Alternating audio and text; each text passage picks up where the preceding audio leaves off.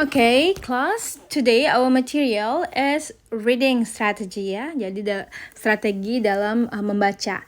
Jadi kalau kita membaca itu kan ada yang mau kita cari. Yang pertama pastinya main idea ya. Atau biasanya kalau kalian dihadapkan dengan bacaan teks, pasti usually there are questions ya, set of questions prepared for you. Biasanya pertanyaan-pertanyaan itu mengandung pertanyaan. Jawab ide pokok kan nyari ide pokok, main idea atau detail, cari detailnya kayak why, who, where gitu ya. Tapi today we are going to learn how to identify the main idea. Tapi what's the main idea? Ide pokok itu apa sih? Nah, bagaimana cara mengenali, identifying the main idea, mengenali main idea. The main idea is the central, nih ya, kita bisa baca. The main idea is the central or most important idea in a paragraph or passage. Jadi ide pokok itu adalah ide yang sentral. Sentral itu kan tengah ya, inti. Nah, ide yang inti atau yang paling penting nih, most important dalam suatu paragraf atau bacaan. Passage itu bacaan. It states the purpose and sets the direction of the paragraph or passage. Dia menyatakan tujuan ya. Jadi intinya main idea itu intinya tentang apa sih bacaan ini yang mau diomongin itu apa sih yang mau disampaikan, tujuannya teks ini apa sih yang mau disampaikan dari teks ini gitu loh ya. Jadi ini clue-nya buat main idea.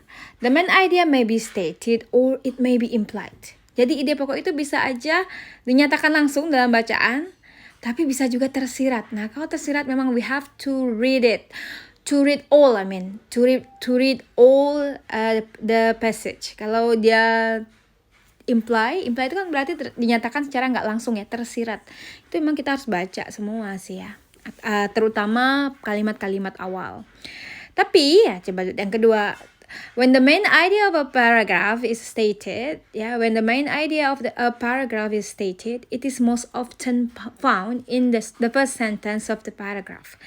Kalau ide pokok paragraf itu dinyatakan, ya, it is most often found, seringkali ditemukan di first sentence of the paragraph. Jadi kalau ide pokok tuh ada, jadi cari ide pokok tuh bacaan tuh ada yang mudah, ada yang susah ya. Kalau yang mudah itu biasanya ide pokoknya tuh ada tersurat itu berarti ada. Kalau ada biasanya ada di first paragraph, the first sentence, ada di kalimat utama, kalimat pertama biasanya dalam satu paragraf. Itu biasanya ada topiknya. Jadi topik-topik tiap paragraf biasanya disatuin jadi ide pokok untuk keseluruhan bacaan. Atau ada juga tipe bacaan yang memang ide pokoknya tuh ada di kalimat awal, di paragraf awal. Dari paragraf awal itu udah kelihatan itu ide pokoknya di situ. Biasanya dia pakai kata-kata methods atau techniques atau types. Nah, kalau di awal paragraf udah pakai kata types, method atau techniques strategies ya, itu pasti mereka lah ide pokoknya di paragraf awal. Coba kita lihat lagi yang lain ya. Jadi dia bilang however, tapi jadi memang kalau ide pokok ini biasanya ada di awal ya, kebanyakan ya. However, namun dia bilang the main idea may be found in any sentence of the paragraph. Tapi bisa jadi ide pokok itu ada di kalimat manapun di satu paragraf. Jadi you have to read it emang.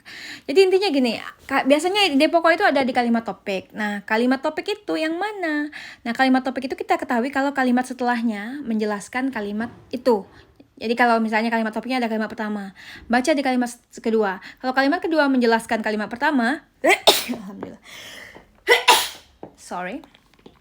Kalau kalimat kedua menjelaskan kalimat pertama, berarti kalimat pertama itu topiknya ada di situ, ide pokoknya. Tapi kalau kalimat kedua itu ngomong hal yang lain lagi, tapi masih satu jalur ya, tentu saja karena kalimat-kalimat dalam satu paragraf pasti satu jalur, must be in one coherence. Kalau enggak kan dia cerai-berai, ngapain jadi satu paragraf ya kan?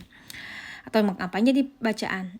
Kalimat-kalimat itu kan yang membangun suatu bacaan atau suatu paragraf. Jadi harus nyambung satu sama lainnya.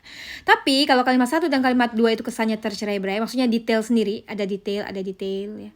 Misalnya kalimat satu ngomongin tempat, kalimat kedua ngomongin waktu, berarti dia detail. Jadi cari lagi, bukan di situ kalimat utamanya, kalimat topiknya bukan di situ.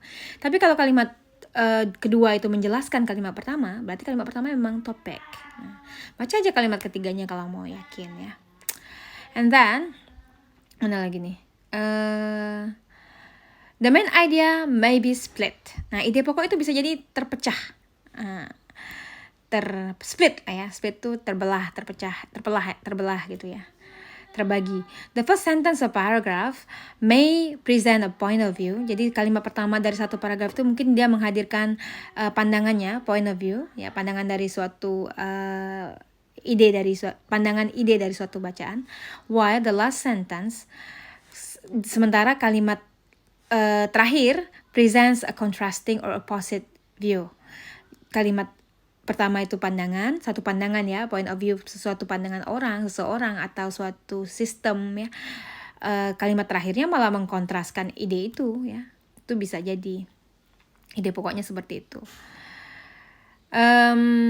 Coba lihat. To find the main idea of any paragraph or passage, ask these questions. Untuk menemukan ide pokok dari paragraf manapun atau bacaan manapun ya, ask these questions to yourself. Tanya pertanyaan ini pada diri sendiri.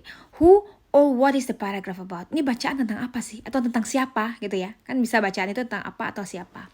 And then what aspect or idea about the who or what is the author concerned with? Jadi ada dua hal nih, bukan cuma tentang apa. Karena kebanyakan kalian misalnya bacaan tentang untan. Bilangnya cuma tentang untan aja, padahal nggak bisa cuma satu topik besar, itu terlalu umum untan, tapi apanya dari untan. Nah, jadi ada dua pertanyaannya, who or what, siapa atau apa yang didiskusikan bacaan itu, misalnya tentang untan. Terus what aspect or idea, aspek mana, ide apa atau tentang apa dari untan yang diomongin, misalnya tentang renovasinya kah, atau tentang kebijakan untan merdeka kah, atau tentang kebijakan rektornya kah, atau kebersihannya kah, lingkungannya. Itu lihat di kalimat setelahnya ya. Jadi bukan cuma tentang who or what, tapi what aspect or idea about the who or what is the author concerned with. Oke, kita lanjut.